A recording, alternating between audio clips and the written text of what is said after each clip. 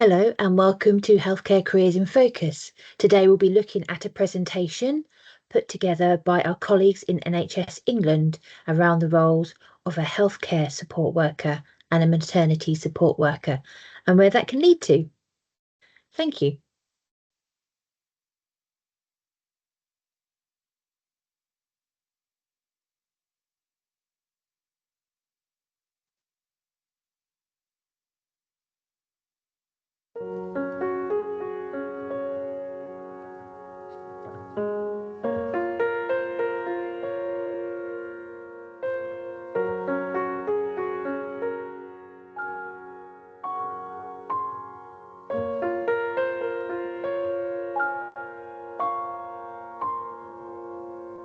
God knows what is hiding in those weak and drunken hearts. Guess he kissed the girls and made them cry, those hard-faced queens of misadventure. God knows what is hiding in those weak and sunken lines. Fiery thrones of muted angels giving love but getting nothing back. Oh, people, help the people. And if you're homesick, give me your hand and I'll hold it. People, help the people. Nothing will drag you down. Oh, and if I had to bring, oh, and if I had to bring, I'd be cold as a stone and rich as a fool. It turned all those good hearts away.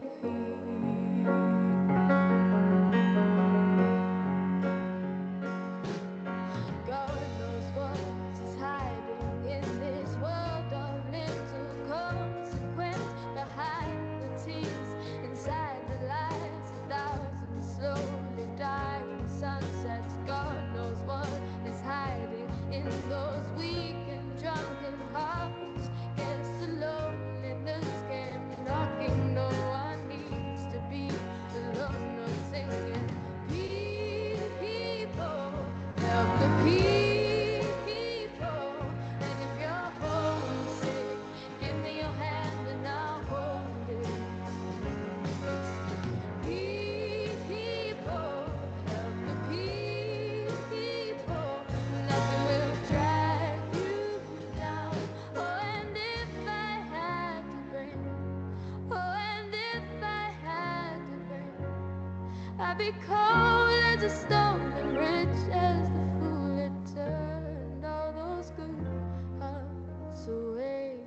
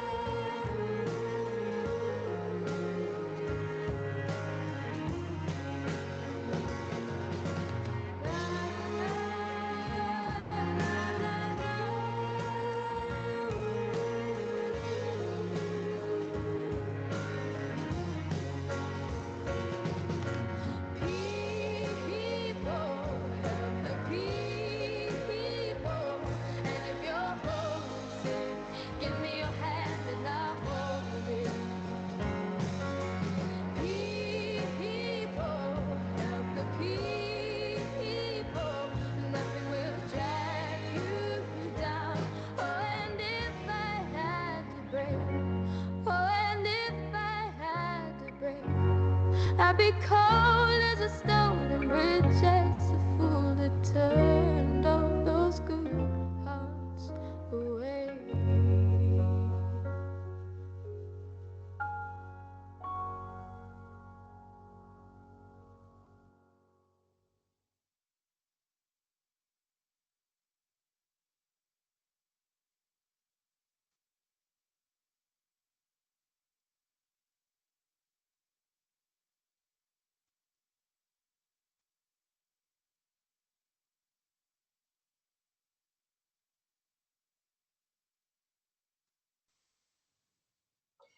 Welcome everybody to our webinar today. The video you've just seen, hopefully as you were joining you would have seen the video Cradle to Grave. Always makes me cry, but it really does demonstrate all of the roles working in the NHS and how rewarding that can be. So today we want to take you on a bespoke and personal journey around some of those key professions in the NHS and in the East of England. First of all, we're going to do some introductions in a moment and some career journeys of our own. Living, training and working in the East of England and our unique selling points in this area. Healthcare support worker and maternity support worker opportunities. We are going to heavily focus on this because a lot of the responses we had today were specifically around these roles. We really want to tell you those benefits of working in the NHS, of which there are many, and further opportunities to then develop your career, whether or not you're thinking about becoming a nurse and associate or a nurse or a midwife, just to give you some ideas really, and to really open your eyes to these professions and pathways and where your career can take you. So sit back, relax, enjoy, and hopefully this webinar is going to really help you start thinking about your career. So this is me, I'm Sally. My mum was actually a nurse, but don't let that fool you. I actually had zero aspirations of following my mum into her nursing profession as a young child. I did, however, want to work in healthcare. No 2 days are the same. I didn't want to sit behind a desk my entire career. I'm a people person. I wanted to help people, all those motivations, but it wasn't necessarily nursing in the beginning. Actually, I had my heart set on physiotherapy when I was sort of 17, 18, 19. Unfortunately, 20 years ago to the day, actually, not the day, sorry, the week I worked out, is when I was there, it wasn't electronic, went to school, opened my envelope, and lo and behold, the world came crashing down. I got a D in my A-level biology. So I pretty much knew that unless I wanted to retake for whatever reason, that I needed to consider alternatives that weren't physiotherapy. So I was then, I released into clearing, and I was looking at lots of other opportunities to train as a healthcare professional with an aspiration to work in the NHS in the future. So I came full circle back to, dear old mum, and decided to train as an adult nurse. And what sold it to me was the real breadth of experience and opportunities in adult nursing. As soon as I hit my community and district nursing placement as a student nurse all those years ago, I knew, at least for the time being, that's where I wanted to be. That's where my passion was. Absolutely fell in love with it. But since then, I've utilised those skills. So I qualified as a specialist practitioner in district nursing, again, all paid for by the NHS, never paid a penny for my education after qualifying.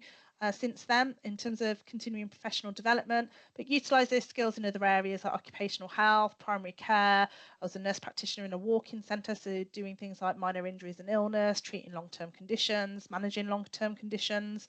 Then I realised I quite like having students, so I moved to a local university where I was an assistant professor of nursing for just over 4 years.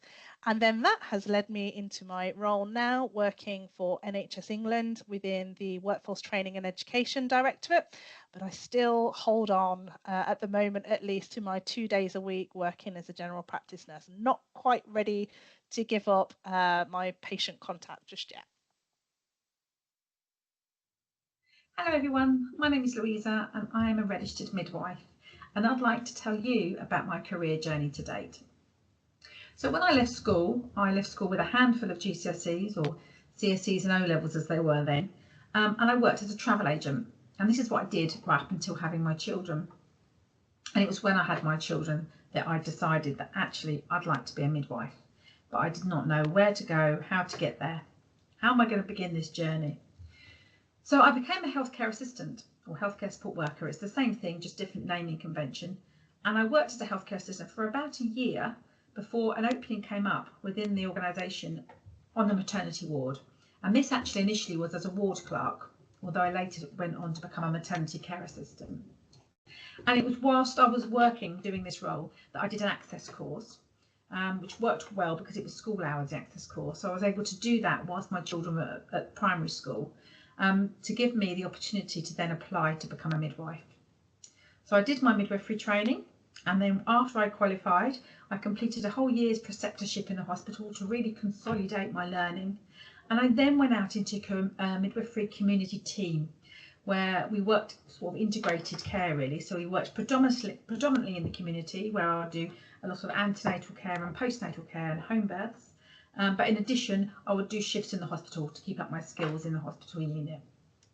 I then went on to become a community team lead, where I managed a team of midwives. And in fact, at one point, I think I managed 2 teams of midwives before I went on to another trust to develop as a maternity matron. And that led me to this role. So I'm now working in NHS England, and I'm supporting around recruitment, retention and development of our healthcare support workers in the east of England. So I'm still a registered midwife, and I feel extremely passionate about the role of the healthcare support worker, because that's where I began my career, and that it's a step into the NHS, and it really does give you so many opportunities.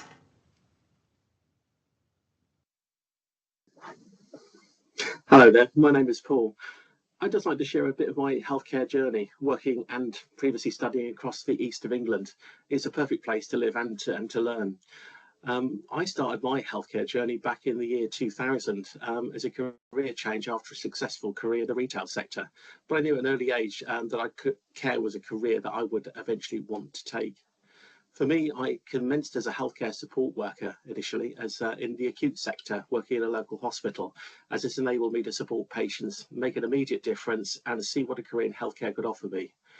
I eventually chose to undertake the breadth of an adult nursing programme with a university based here in the east of England, and graduated at the end of 2003.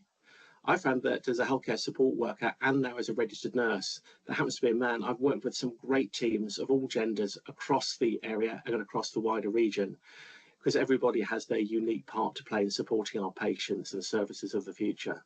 I personally chose to train and work across the east of England due to the expanding services and wider opportunities that are becoming available. Plus, it's a great place to live. We have everything to offer, from city life to market towns to open countryside, fantastic beaches, and as I say, a great place to live and thrive and to travel. The region has plenty of sunshine too, and unusually for me, I love to get out on my motorcycle. You can just see some of the few great places I've visited across our region and share a few pictures of opportunities that have been able to develop my career across the east of England. You've even seen my graduation. I certainly wanted to be here in the east of England as simply just a great place to live, work, study, enjoy placements, and to thrive in developing your future career and supporting our growing population here in the east of England, just when our patients and service users need us most. Thank you. So we'd firstly like to show you a short video around stepping into the NHS as a healthcare support worker and those development opportunities to enable you to progress your career. Get ready. So, you've decided to take your first step towards a career in the NHS. Welcome. You've chosen an exciting time to join one of the best health services in the world. As part of our team, you're guaranteed hands-on, world-class training and plenty of opportunities to thrive and progress through your career. Get in. Our healthcare support worker roles are a great entry point into the NHS and can lead to a lifelong career. You'll work alongside a passionate team who can help and support you to gain new skills, and you'll undertake a whole variety of tasks depending on where you're based and what kind of setting you're in, such as conducting patient observations, and next you'll be supporting patients through their treatment and making them feel comfortable and at ease. As a healthcare support worker, your training will include basic care skills, and you'll also work towards the Care Certificate, which will help you get on. Before you begin to work with patients, your training will start immediately with the Care Certificate. The Care Certificate is an induction process through which you will develop skills fundamental to delivering high-quality care. A blended learning approach enables you to take e-learning modules and hands-on training across embedded standards. These standards will help you to understand your role and personal development more. You'll learn about duty of care and why it's important, and you'll receive practical training such as basic life support so that you can conduct key tasks to enable good patient care and safety. The Care Certificate will lay the foundation for you to build on and develop within your role as a healthcare support worker. Go further. As you progress, you'll be given more responsibility and you'll have the opportunity to gain more qualifications and progress. The experience and qualifications you gain will help you to plan your next career steps, whatever they may be. And if you'd like to be a career healthcare support worker, that's great. You'll still be able to progress and develop in your role. You'll be encouraged to take qualifications and increase your knowledge and skills. Plus, as you gain experience, you're likely to be given more responsibility. You may even have the opportunity to become a team leader, supervising other clinical support staff. Go on, sign up to the Care Certificate and step into an exciting world of caring. Get ready, get in, get on, and go further. So who can be a healthcare support worker? Anyone really. It's just about having those right values really, and being a caring and kind person. We really are looking at what skills you've got, what values you've got, what experience have you got just already, and you'd be surprised the amount of things you already do where you care for somebody else. It may be a younger sibling maybe, or even a pet, or maybe an elderly grandparent you've cared for. But even if you haven't done those things, if you're caring and kind, and you like the idea of enjoying working as part of a team, you like meeting people, and you're compassionate and you're interested in a career in the NHS, then this is going to definitely be the job for you. And it's a good start if you want to come into the NHS as an entry career, because becoming a support worker can lead to many other opportunities, which, as I say, we are going to come on to talk about more as we go through this webinar. Now, there are a number of different areas that you could work in as a support worker. We often think of the obvious, acute care, which is helping patients in the hospital. But of course, there's other areas as well. You may work in a doctor's surgery, you may work out in the community, caring for people in their homes. We might look after people with mental health issues or learning disabilities, again, either in their homes or in the community or in a hospital. So very varied. Let's not forget maternity, of course. I started my career, as you know, as a maternity care assistant, and actually that's very rewarding as well, and it gives you an insight to what it could be maybe like to become a midwife. I mentioned that children, yes, children and young people, of course, caring for children in hospitals and either in their home or in the community. So lots of different areas, and let's not forget that there are other areas which allied health professionals have where their support workers are utilised. And when I use the word allied health professionals, I'm talking about health professionals such as radiographer, those that perhaps does the scanning, or occupational health, or physiotherapists, or dietitians. These are examples of other allied health professionals that you may come across, and they all often have support workers working in that field. So don't just think about these things that I've mentioned here. There are so many different areas that you can work, and you can learn a lot more actually at the healthcare careers website. So you can see as a link here, it's healthcareers.nhs.uk/HCSW, and that will give you information a bit more around information around support workers, but also if there's any jobs out there, once you're ready to start thinking about it. So what does a healthcare support worker actually do? Well, this will depend on the area, of course, that you'd be working in, but ultimately you'd be working under the guidance of a healthcare professional, such as a nurse or a midwife. So if you're working in the hospital, for example, you'd be doing things like washing the patients and dressing them, perhaps helping with some personal care, helping them to the toilet, serving their meals, helping to feed them, maybe if they need some support with that as well, helping to move them around if they need to sort of get up from the bed to walk across to the chair, that type of thing.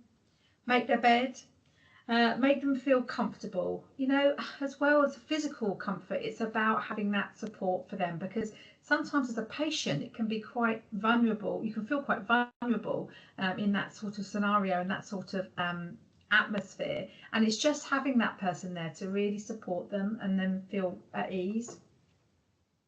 You'd also be looking at doing some monitoring, so you'd be taking their temperature, you might need to take their pulse, their respirations, weigh them, all of which you'd be trained in all of these things. You might take their blood pressure, various different skills that you would be trained to enable you to do those things. In other areas, like in health centres and GP surgeries, you might sterilise equipment, do health checks, do some restocking, process the lab samples, and you might be taking blood samples. And it's also around doing health promotion or health education work. But this is just two examples. Obviously, you know, the role and the skills required will vary depending on where you work. If you work in mental health and learning disabilities, it's going to be quite different. And ultimately, it's going to be different in maternity. And we're going to come on to speak a bit more about that in a bit. So we're now going to just show you a short video just to show you how rewarding this role really is.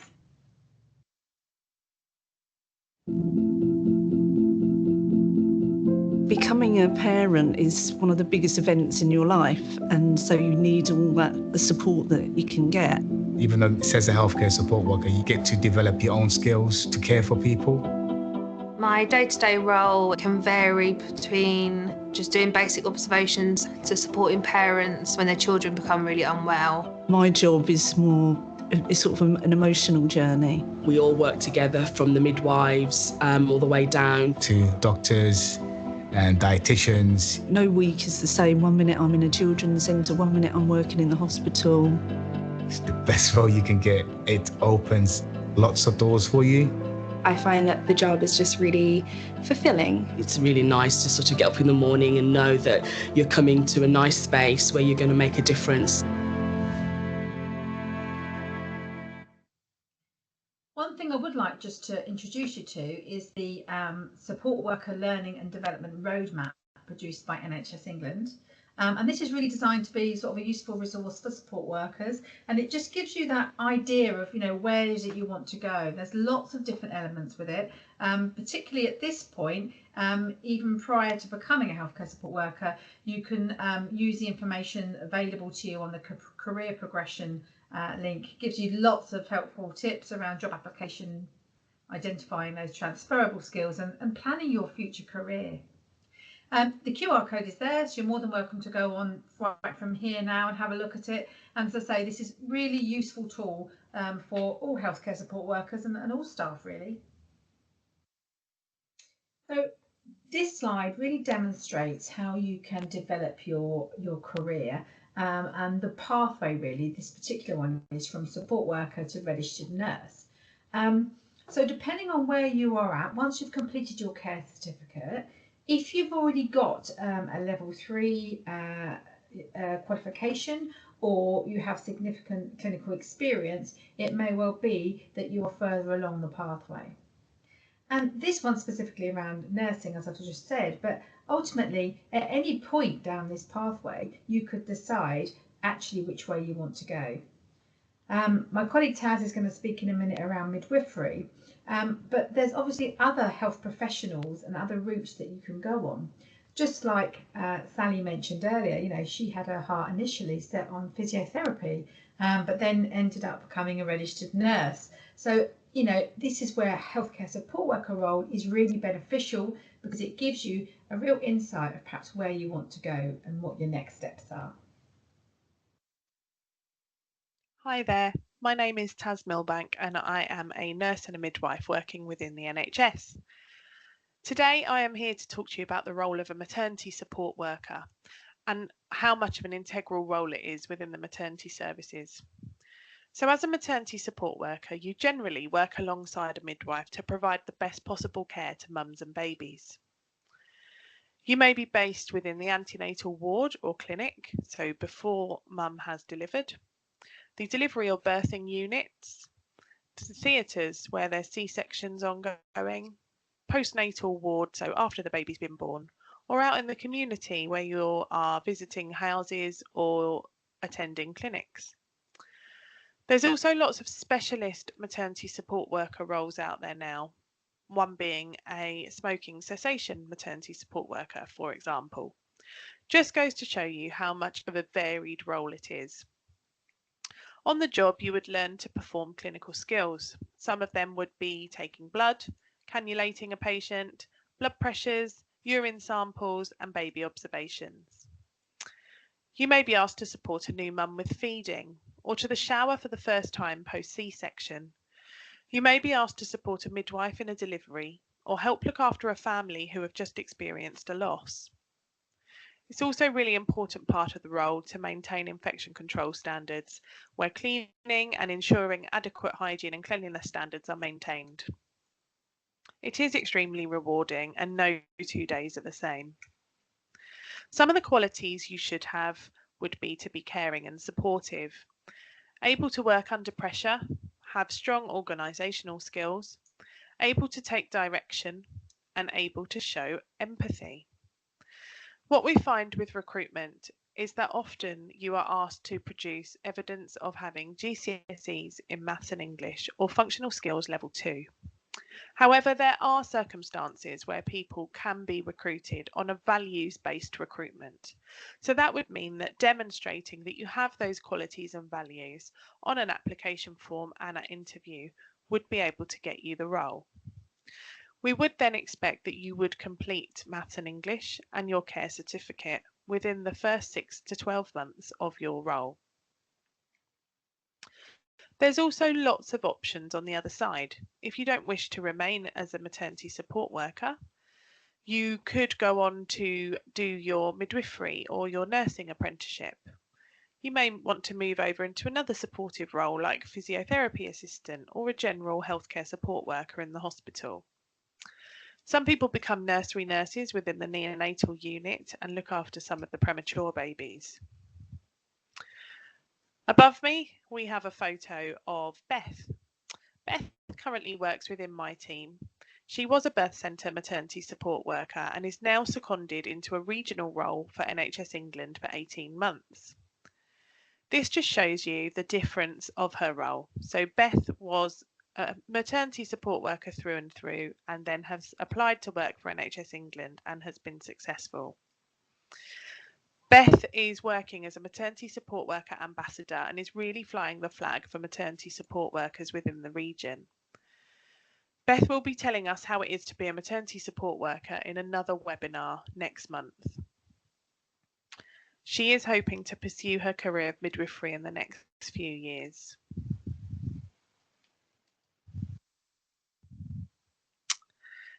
Here, I just want to show it's a pathway from the maternity support worker to registered midwife.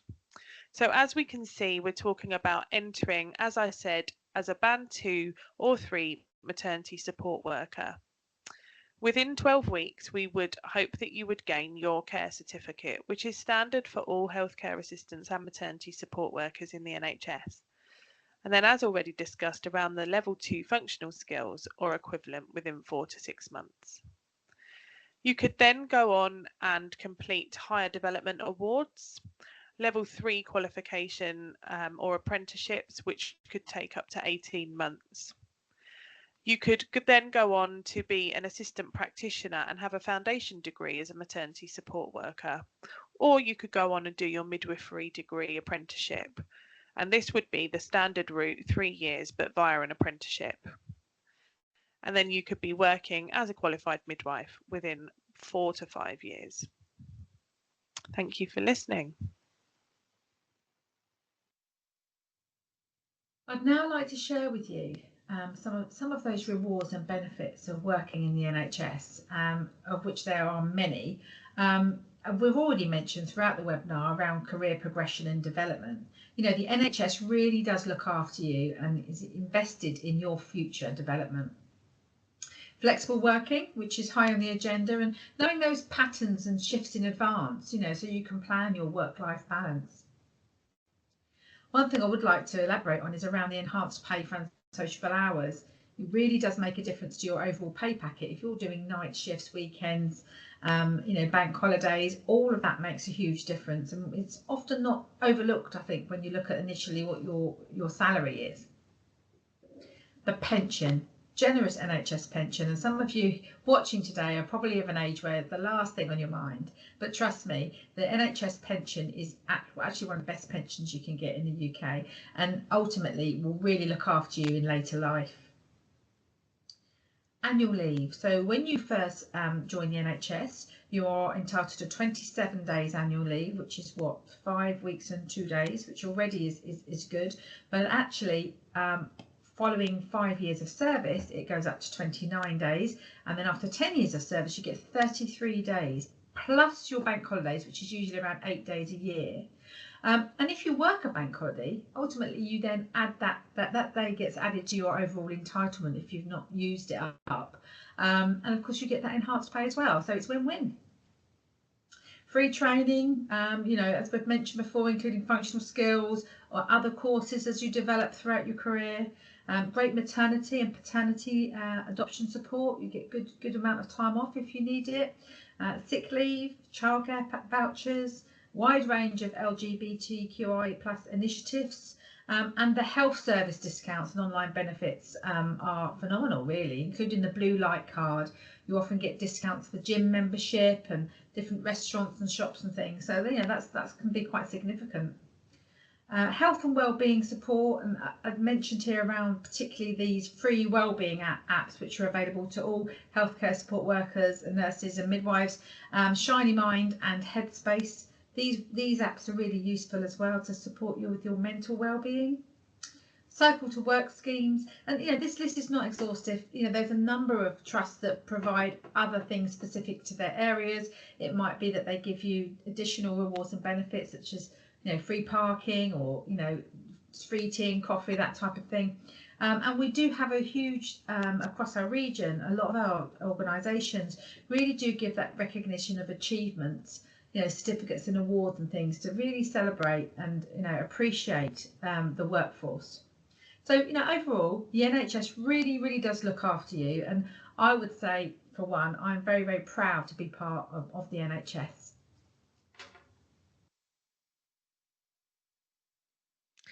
So in terms of NHS apprenticeships, there are literally hundreds of different training roles, jobs which can be trained for under an apprenticeship. There may well be some opportunities open to external candidates on things like NHS jobs, so by all means keep an eye out on a regular basis. But generally gaining employment as a healthcare support worker is a great way to access this. It might be to gain more experience, gain more clarity on which direction it is you want to go on. But certainly as part of those professional development discussions you'll be having with your manager, it will be, would you like to take advantage of an apprenticeship in the future?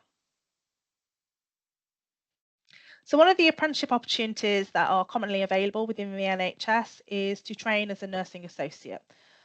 So nursing associates were introduced to the nursing family in England in 2017, and they were really there to bridge the gap between healthcare support workers, healthcare assistants, and registered nurses.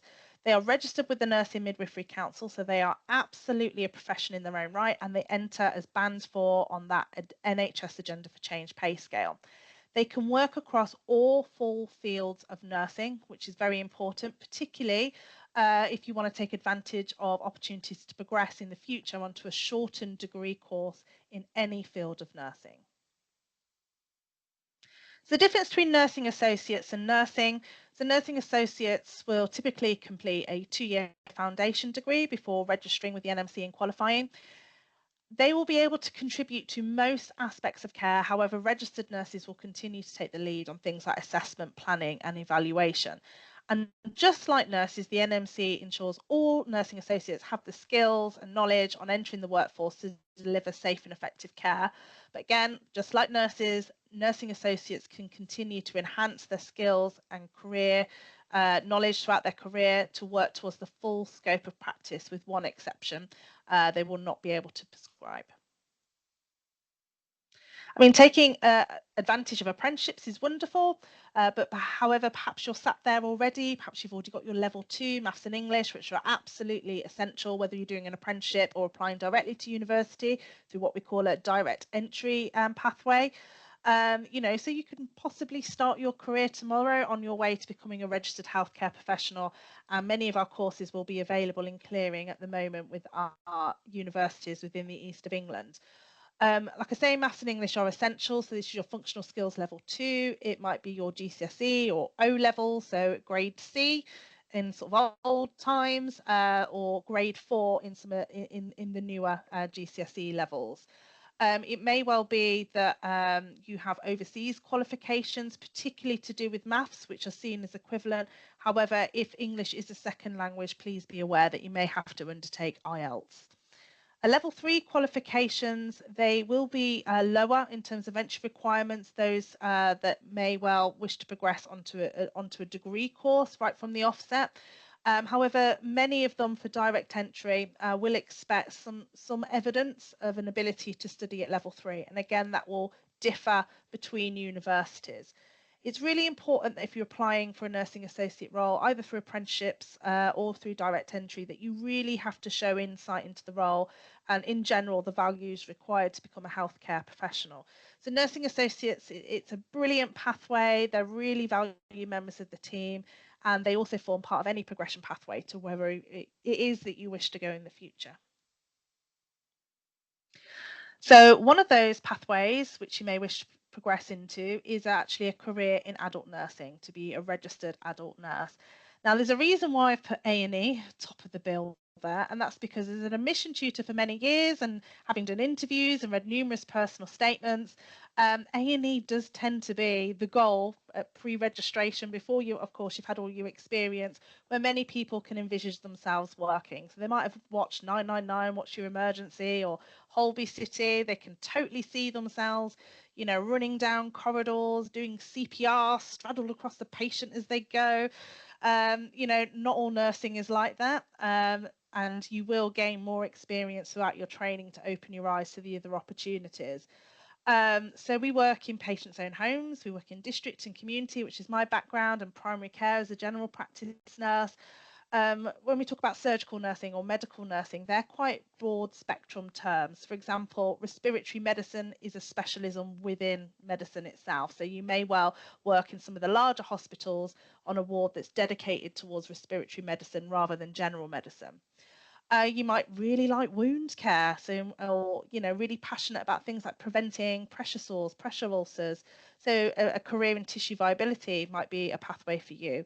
We also work in prison, so there's a whole stream aligned to offender management healthcare.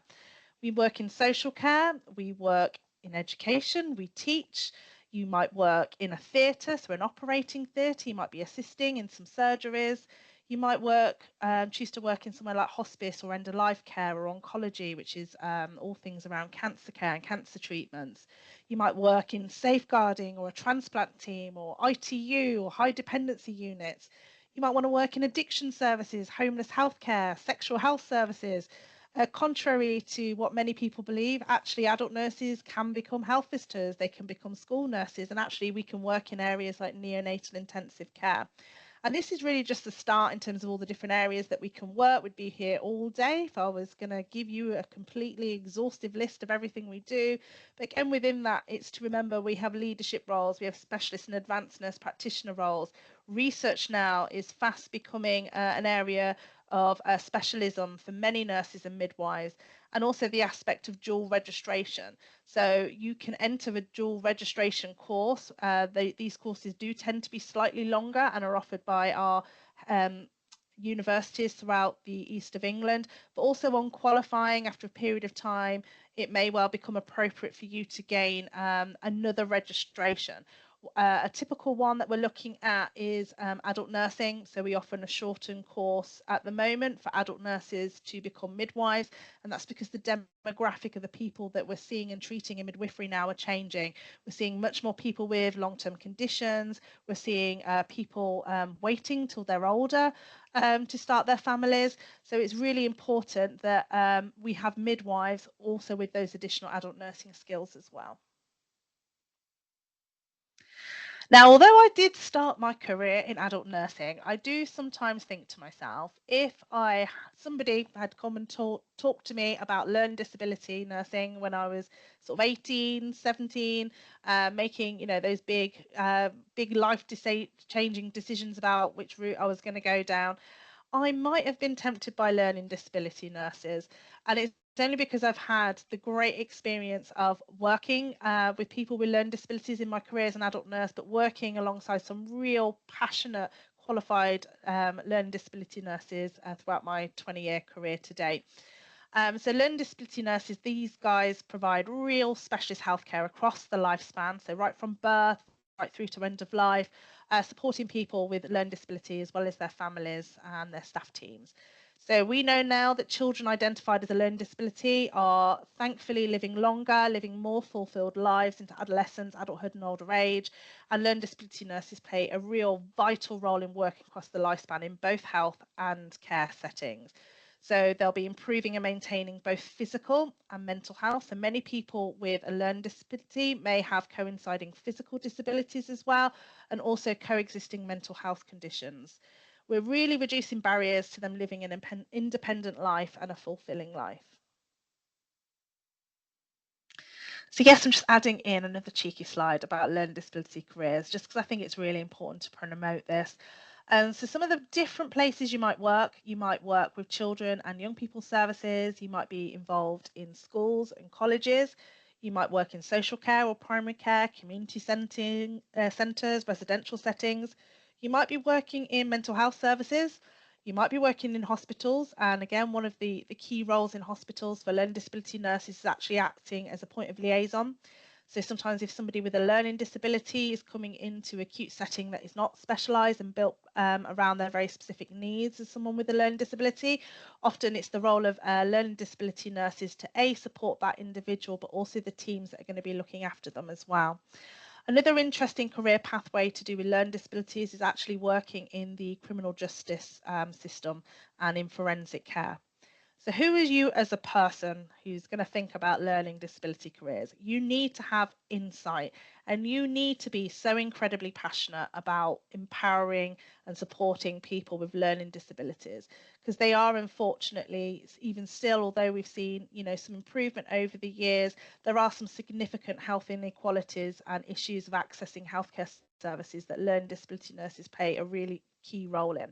You need to be a flexible communicator, because people with learning disabilities are going to have varying different degrees of need in how they communicate and how you are going to communicate with them. So it might be learning things, additional skills like Makaton or sign language.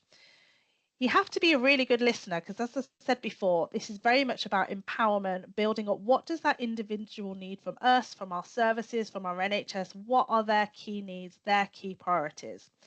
You need to be really patient sometimes, again, linking back to how somebody with a learning disability might have struggles with communicating and actually getting across their point of view and their needs.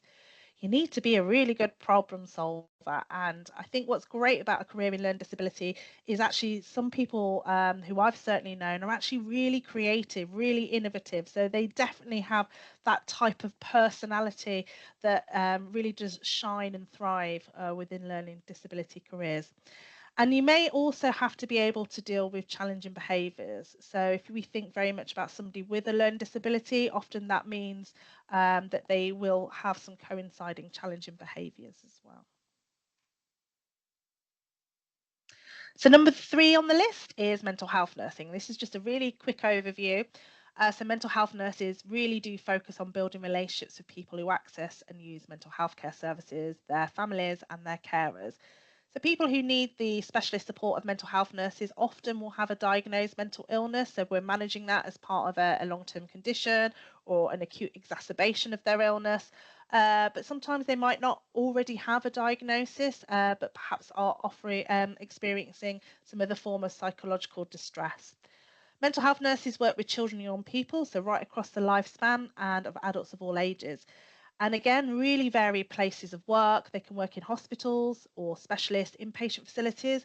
They might work in specialist forensic mental health services. They might work in residential care, of course, in people's own homes, and other community services. And last but absolutely not least, we have children and young people's nursing. So this just tends to be a very popular strand of nursing field. So CYP nurses, as they're affectionately called, care holistically for children from birth right into young adulthood and transition often into adult services. So they work in a variety of different settings, so hospitals, acute settings, child and adolescent mental health services, community children's services, which may well include things like health visiting and school nursing teams. They work in hospices and respite care, in people's own homes, specialist clinics, social and residential care settings, and in primary care general practice as well. So the young people that they will be dealing with may, of course, be experiencing an acute and a temporary illness, or they may well have multiple long-term conditions and disabilities. So you really do see a full spectrum. Hi everyone, so I'd like to talk to you about being a midwife. It is such a demanding and unique role, and you would be responsible for creating and sustaining a positive relationship with a pregnant woman and to help her have the best possible birth experience.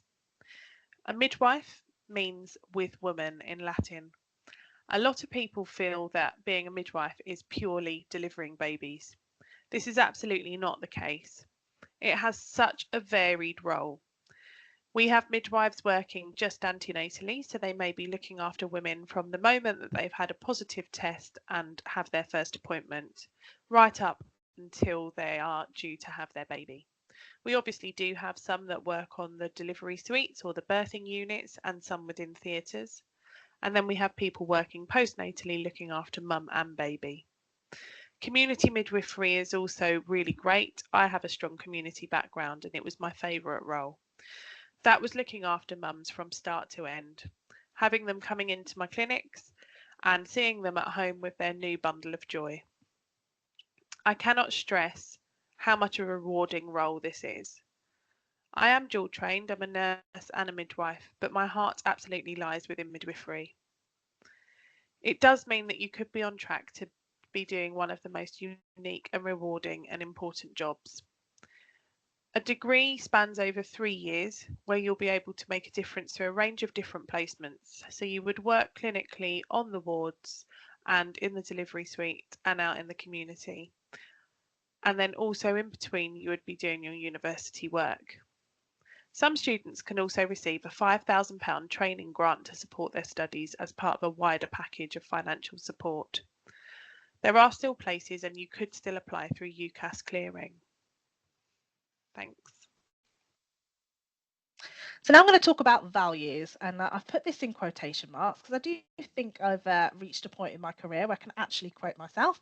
So it does take a special person to nurse. You know, you're going to touch lives when you enter a nursing or midwifery career, and it's who you are as a person which is going to be really essential to the profession. So I've got some examples here of values, and of course, you know, if you're applying as a healthcare assistant or as a newly qualified nurse to an organisation, they may well have their own set of values and vision statement, mission statements, etc. So that's a bit of a handy hint and tip there if you're preparing for interviews. But in general speaking, we have the NHS constitutional values, which you can see there on the left. We have the Nursing and Midwifery Code, which is our professional standards of practice and behaviour for nurses and midwives. And we also have the 6 C's of nursing as well. So yes, all interviews in terms of the healthcare profession should have an element of a values-based assessment there. But generally, to gain access onto any nursing or midwifery course, you're required to attend an interview where these are going to be assessed along with your insight into your chosen profession, which may or may not also include a maths and English assessment as well.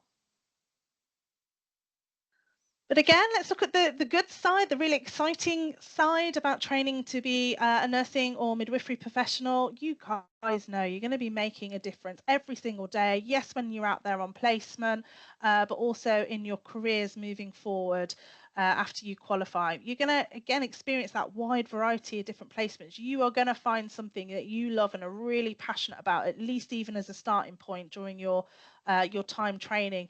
And, you know, you're going to experience all those different specialisms and career pathways. You're going to explore all the opportunities for career progression, realise your full potential. You're going to work alongside many members of the multi-professional team, everything from social workers to speech and language therapists, occupational therapists, physiotherapists. That list again is not exhaustive. You're going to gain further experience, perhaps working flexibly as a paid healthcare support worker with your local trust whilst you're training. Those opportunities are available. And again, looking at those continuing professional development opportunities from when you qualify and beyond. You get paid to train, financial support packages via the NHS Learning Support Fund. So this typically is £5,000 a year plus an extra £2,000 if you have dependents. You get access to a student financial support fund, which is separate, and also travel reimbursement. So you can put in expenses claims for things like placement travel and accommodation if that's appropriate. And to know that you really are investing in a career for life, and you're going to make friends for life too. You're going to meet some real fabulous people that you train with, but also as your career progresses as well. And finally, we just want to share with you some resources that are really useful links to refer to when you're planning what your next steps are in working in our NHS. Thank you all for listening today. I hope you found it very, very useful, and it's given you some ideas of perhaps what it could be like to work in the NHS. And we've given you a bit of a flavour, and would like to wish you all the very, very best for your future career in whatever you choose to do. Thanks for listening. Bye-bye.